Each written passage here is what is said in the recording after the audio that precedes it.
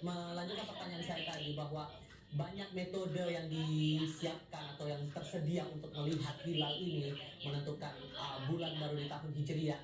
Tentu ini akan membawa banyak perspektif di kepala masyarakat secara awam begitu, masalah pandangan berbeda tanggal untuk pelaksanaan Idul Fitri dan Ramadan begitu dan lain sebagainya. Sebijak apa sebetulnya kita harus menyikapi perbedaan metode sampai akhirnya hasilnya nanti, kalaupun kemudian hasilnya akan berbeda? Tuh, di mana ya?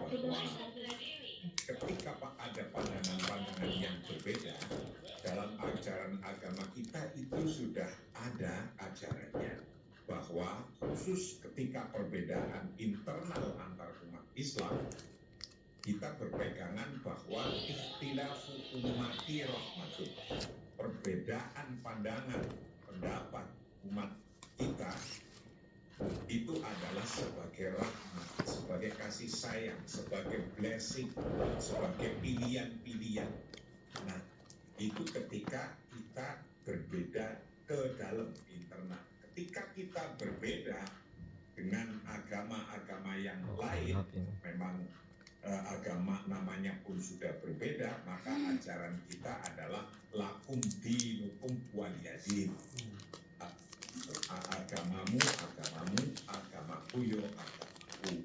Nah, ketika perbedaan mantap ini, bos. artinya tidak usah menjadi persoalan yang kira-kira malah menjadi kurang nyaman dalam berkeluarga. Mungkin sekeluarga ada yang pandangannya beda, atau kurang nyaman dalam kita sebangsa senegara ini.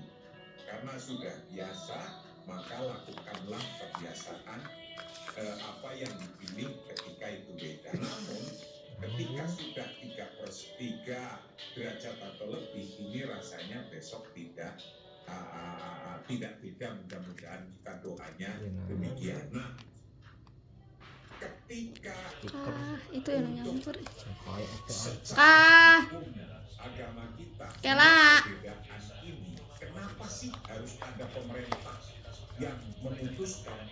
Sesungguhnya inilah yang untuk menghapus perbedaan itu, karena dalam satu kaidah disampaikan hukmul hakim raf'ul khilaf, ila hakamal hakim rafa'al khilaf.